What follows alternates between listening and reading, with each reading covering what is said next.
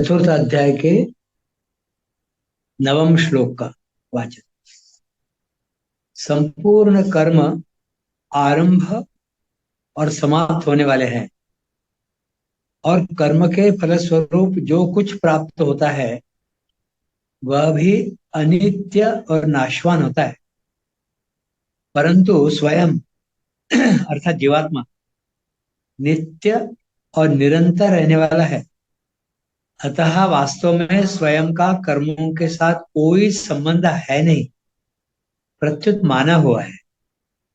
अतः संपूर्ण कर्मों को करते हुए भी उनके साथ अपना संबंध है ही नहीं, ऐसा अनुभव करे तो उसके कर्म दिव्य हो जाते हैं। यह कर्मों का तत्व है, यही कर्म योग है। फिर एक बार पढ़ता हूं। संपूर्ण कर्म आरंभ और समाप्त होने वाले हैं, और कर्म के फलस्वरूप जो कुछ प्राप्त होता है वह भी अनित्य और नाशवान होता है, परंतु स्वयं अर्थात जीवात्मा वह तो नित्य निरंतर रहने वाला है। अतः वास्तव में स्वयं का कर्मों के साथ कोई संबंध है नहीं, लेकिन वह संबंध माना हुआ है। अतः संपूर्ण कर्मों को करते हुए भी उनके साथ अपना संबंध है ही नहीं, ऐसा अनुभव करे तो उसके कर्म दिव्य हो जाते हैं। यह कर्मों का तत्व है, यही कर्मयोग है। क्रियाशील प्रकृति के साथ तादात्म्य होने के कारण मनुष्य मात्र में कर्म करने का वेग रहता है। वह क्षण मात्र भी कर्म किए बिना नहीं रहता। संसार में वह देखता है कि कर्म करने से ही सिद्धि अर्थात वस्तु की प्राप्ति होती है। इसी कारण वह परमात्मा की प्राप्ति भी कर्मों के द्वारा ही करना चाहता है, परंतु यह उसकी महान भूल है। कारण कि नाशवान कर्मों के द्वारा नाशवान वस्तु की ही प्राप्ति होती है, अविनाशी की प्राप्ति नहीं होती। अविनाशी की प्राप्ति तो कर्मों से संबंध विच्छेद होने पर ही होती है। कर्मों से संबंध विच्छेद कर्मयोग में अर्थात ज्ञान योग की अपेक्षा भी सरलता से हो जाता है। कारण कि कर्मयोग में स्थूल, सूक्ष्म और कारण तीनों शरीरों से होने वाले संपूर्ण कर्म निष्काम भाव पूर्वक केवल संसार के हित के लिए होने से कर्मों का प्रवाह संसार की तरफ हो जाता है और अपना कर्मों से संबंध विच्छेद हो जाता है। यहाँ भगवान ने माम एति पदों से यह भाव प्रकट किया है कि मनुष्य कर्मों के द्वारा जिसकी सिद्धि चाहता है वह परमात्मा तत्व स्वतः सिद्ध अर्थात नित्य प्राप्त है। स्वतः सिद्ध वस्तु के लिए करना कैसा? जो वस्तु प्राप्त है उसे प्राप्त करना कैसे? वो तो पहले से ही प्राप्त है। करने से तो उस वस्तु की प्राप्ति होती है जो पहले अप्राप्त थी, जो पहले मिली नहीं थी, उसके लिए कुछ करने से वह प्राप्त होगी। जो पहले से ही प्राप्त है उसे पुनः कैसे प्राप्त करना? एक उत्पत्ति होती है और एक खोज होती है। उत्पत्ति उसकी होती है जिसकी स्वतंत्र सत्ता नहीं है, जिसका पहले अभाव है और बाद में जिसका विनाश हो जाता है। खोज उसकी होती है जिसकी स्वतंत्र सत्ता है। दो चीजें हैं एक उत्पत्ति और एक खोज। उत्पत्ति तो जो नहीं है, जिसकी स्वतंत्र सत्ता नहीं है और जो पहले नहीं थी उसके बारे में होता है, और जो बाद में उसका विनाश भी हो जाता है। और खोज जो पहले से ही है उसी की तो खोज हो सकती है। तो खोज उसकी होती है जिसकी स्वतंत्र सत्ता है, जो पहले से विद्यमान है और नित्य निरंतर रहता है। किंतु जो क्रिया और पदार्थ रूप संसार का महत्व मान लेने से छिप गया है। जब मनुष्य क्रियाओं और पदार्थों को केवल दूसरों की सेवा में लगा देता है, तब क्रिया पदार्थ रूप संसार से स्वतः संबंध विच्छेद और नित्य प्राप्त परमात्मा का साक्षात अनुभव हो जाता है। यही नित्य प्राप्त की खोज है। क्या कह रहे हैं? जब मनुष्य क्रियाओं और पदार्थों को केवल दूसरों की सेवा में लगा देता है, तब क्रिया पदार्थ रूप संसार से स्वतः संबंध विच्छेद और नित्य प्राप्त परमात्मा का साक्षात अनुभव हो जाता है। यही नित्य प्राप्त की खोज है। कर्तव्य कर्मों को न करके प्रमाद आलस्य करना और कर्तव्य कर्मों को करके उनके फल की इच्छा रखना, इन दोनों कारणों से मनुष्य को नित्य प्राप्त परमात्मा के अनुभव में बाधा लगती है। इस बाधा को दूर करने का उपाय है फल की इच्छा न रखकर दूसरों की सेवा के रूप से कर्तव्य कर्म करना। फल की इच्छा न रखकर कर्तव्य कर्म करने से कर्मों से संबंध विच्छेद हो जाता है। फल की इच्छा न रखकर कर्तव्य कर्म करने से कर्मों से संबंध विच्छेद हो जाता है। कर्मों से संबंध विच्छेद होते ही परमात्मा से हमारा जो स्वतः सिद्ध नित्य संबंध है, उसका अनुभव हो जाता है। भगवान के जन्म कर्म की दिव्यता को जानने वाले कैसे होते हैं, इसका वर्णन आगे के श्लोक में करते हैं। वीतराग भय क्रोधा मन्मया मामुपाश्रिता बहवो ज्ञान तपसा पूता मद्भावमागता। राग, भय और क्रोध से सर्वथा रहित, मेरे में ही तल्लीन, मेरे ही आश्रित तथा ज्ञान रूप तप से पवित्र हुए बहुत से भक्त मेरे भाव स्वरूप को प्राप्त हो चुके हैं, ऐसा भगवान कह रहे हैं। वीतराग भय क्रोधा, परमात्मा से विमुख होने पर नाशवान पदार्थों में राग हो जाता है। राग से फिर प्राप्त में ममता और अप्राप्त की कामना उत्पन्न होती है। राग वाले अर्थात प्रिय पदार्थों की प्राप्ति होने पर तो लोभ होता है कि और चाहिए और चाहिए, पर उनकी प्राप्ति में बाधा पहुंचने पर, बाधा पहुंचाने वाले पर क्रोध होता है। यदि बाधा पहुंचाने वाला व्यक्ति अपने से अधिक बलवान हो, तो उस पर अपना वश न चल सकता हो तथा समय पर वह हमारा अनिष्ट कर देगा, ऐसी संभावना हो, तो भय होता है। इस प्रकार नाशवान पदार्थों के राग से ही भय, क्रोध, लोभ, ममता, कामना आदि सभी दोषों की उत्पत्ति होती है। राग के मिटने पर ये सभी दोष मिट जाते हैं। पदार्थों को अपना और अपने लिए न मानकर दूसरों का और दूसरों के लिए मानकर उनकी सेवा करने से राग मिटता है। कारण कि वास्तव में पदार्थ और क्रिया से हमारा संबंध है ही नहीं। अपना कोई प्रयोजन न रहने पर भी भगवान केवल हमारे कल्याण के लिए ही अवतार लेते हैं। कारण कि वे प्राणी मात्र के परम सुहृद है और उनकी संपूर्ण क्रियाएं मात्र जीवों के कल्याण के लिए ही होती हैं। इस प्रकार भगवान की परम सुहृदता पर दृढ़ विश्वास होने से भगवान में आकर्षण हो जाता है। भगवान में आकर्षण होने से संसार का आकर्षण अर्थात संसार के प्रति राग या आसक्ति ममता स्वतः मिट जाता है।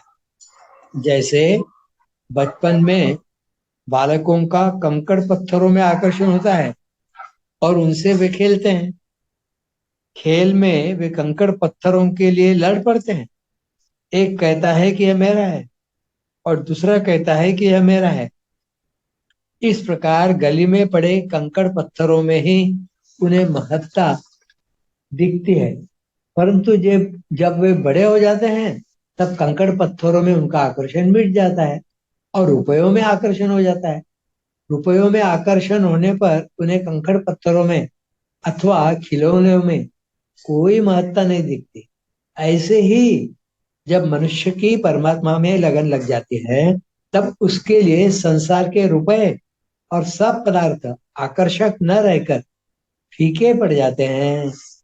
उसका संसार में आकर्षण या राग मिट जाता है। राग मिटते ही भय और क्रोध दोनों मिट जाते हैं, क्योंकि ये दोनों राग के ही आश्रित रहते हैं। भगवान के मनमया, भगवान के जन्म और कर्म की दिव्यता को तत्व से जानने से मनुष्यों की भगवान में प्रियता हो जाती। प्रियता होने से वे भगवान के ही शरण हो जाते हैं और शरण होने से वे स्वयं मनमया अर्थात भगवन्मय हो जाते हैं। सांसारिक भोगों में आकर्षण वाले मनुष्य भोगों की कामनाओं में तन्मय हो जाते हैं। कामात्मानहा गीता में आया है। और भगवान में आकर्षण वाले मनुष्य भगवान में तन्मय हो जाते हैं। तन्मयाहा नारद भक्ति सूत्र के 70वें सूत्र में आए हैं। वे हर समय भगवान में ही तल्लीन रहते हैं। उनके विचारों, आचरणों आदि में भगवान की ही मुख्यता रहती है। प्रेम की अधिकता के कारण वे भगवत स्वरूप बन जाते हैं, मानो उनकी अपनी कोई अलग सत्ता ही न हो। अपने प्रियतम श्री कृष्ण की चाल ढाल, हास विलास और चितवन बोलन आदि में श्री कृष्ण की प्यारी गोपियां उनके समान ही बन गई। उनके शरीर में भी वही गति मति, वही भाव भंगी उतर आई। वे अपने को सर्वथा भूलकर श्री कृष्ण स्वरूप हो गई और उन्हीं के लीला विलास का अनुकरण करती हुई मैं श्री कृष्ण ही हूँ इस प्रकार कहने लगी। यह है दिव्यता, या उनकी अपनी कोई अलग सत्ता ही न हो, भगवत स्वरूप ही वह बन जाते हैं। मामुपाश्रिताः वीतराग भय क्रोधाः में संसार से स्वयं का संबंध विच्छेद है और मनमयाः माम उपाश्रिताः में भगवान की तल्लीनता है। किसी न किसी का आश्रय लिए बिना मनुष्य रह ही नहीं सकता। भगवान का अंश जीव भगवान से विमुख होकर दूसरे का आश्रय लेता है तो वह आश्रय टिकता नहीं, प्रत्युत मिटता जाता है। धनादि नाशवान पदार्थों का आश्रय पतन करने वाला होता है। इतना ही नहीं, शुभ कर्मों को करने में बुद्धि का, भगवत प्राप्ति के साधनों का तथा भोग और संग्रह के त्याग का आश्रय लेने पर भी भगवत प्राप्ति में देरी लगती है।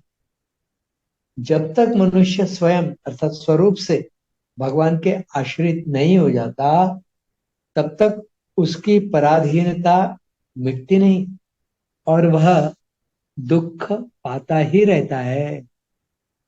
संसार के पदार्थों में मनुष्य का आकर्षण और आश्रय अलग अलग होता है।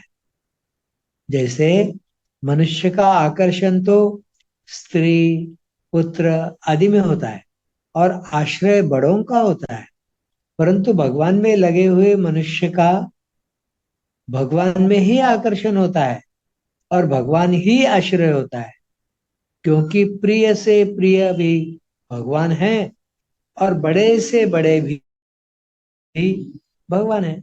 बहवो ज्ञान तपसा पूता मद्भाव मागताः।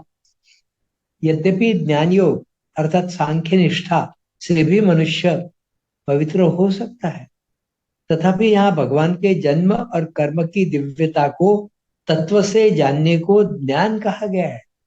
इस ज्ञान से मनुष्य पवित्र हो जाता है, क्योंकि भगवान पवित्रों से भी पवित्र है।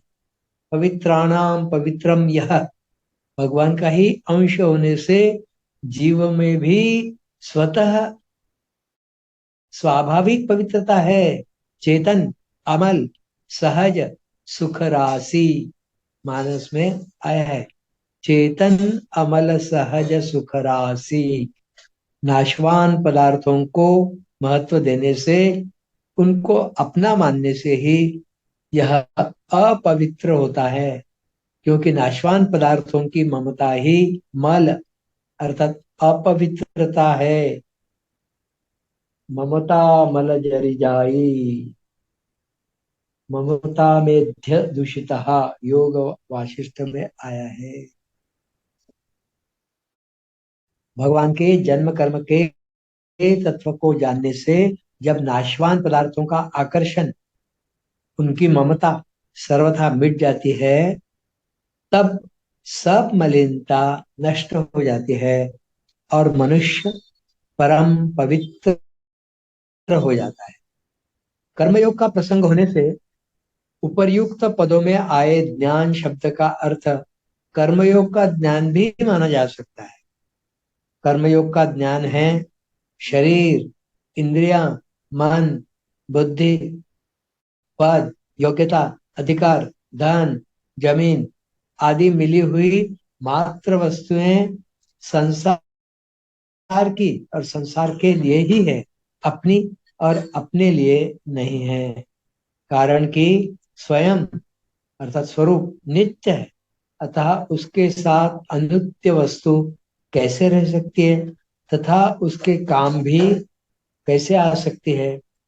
शरीर आदि वस्तुएं जन्म से पहले भी हमारे साथ नहीं थी और मरने के बाद भी नहीं रहेंगी, तथा इस समय भी उनका प्रतिक्षण हमसे संबंध विच्छेद हो रहा है। इन मिली हुई वस्तुओं का सदुपयोग करने का ही अधिकार है, अपनी मानने का अधिकार नहीं। ये वस्तुएं संसार की ही है, अतः इन्हें संसार की ही सेवा में लगाना है, यही इनका सदुपयोग है। इनको अपनी और अपने लिए मानना ही वास्तव में बंधन या अपवित्रता है। इस प्रकार नाशवान वस्तुओं को अपनी और अपने लिए न मानना ज्ञान तप है, जिससे मनुष्य परम पवित्र हो जाता है। जितने भी तप है उन सब से बढ़कर ज्ञान तप है। इस ज्ञान तप से जड़ के साथ माने हुए संबंध का सर्वथा विच्छेद हो जाता है। जब तक मनुष्य जड़ के साथ अपना संबंध मानता रहता है, तब तक दूसरी तपस्या से उसकी उतनी पवित्रता नहीं होती जितनी पवित्रता ज्ञान तप से जड़ का संबंध विच्छेद करने से होती है। इस ज्ञान तप से पवित्र होकर मनुष्य भगवान के भाव अर्थात सत्ता को, अर्थात सच्चिदानंद घन परमात्म तत्व को प्राप्त हो जाता है। तात्पर्य है कि जैसे भगवान नित्य निरंतर रहते हैं, ऐसे वह भी उनमें नित्य निरंतर रहता है। जैसे भगवान निर्लिप्त और निर्विकार रहते हैं, ऐसे वह भी निर्लिप्त और निर्विकार रहता है।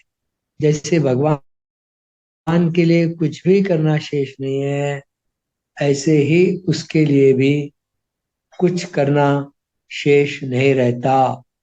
ज्ञान मार्ग से भी मनुष्य इसी प्रकार भगवान के भाव को प्राप्त हो जाता है। गीता के 14वें अध्याय में यह बात आई हुई है। पहले भी बहुत से भक्त ज्ञान तप से पवित्र होकर भगवान को प्राप्त हो चुके हैं, अतः साधकों को वर्तमान में ही ज्ञान तप से पवित्र होकर भगवान को प्राप्त कर लेना चाहिए।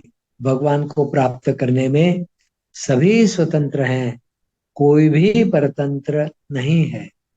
कारण कि मानव शरीर भगवत प्राप्ति के लिए ही मिला है।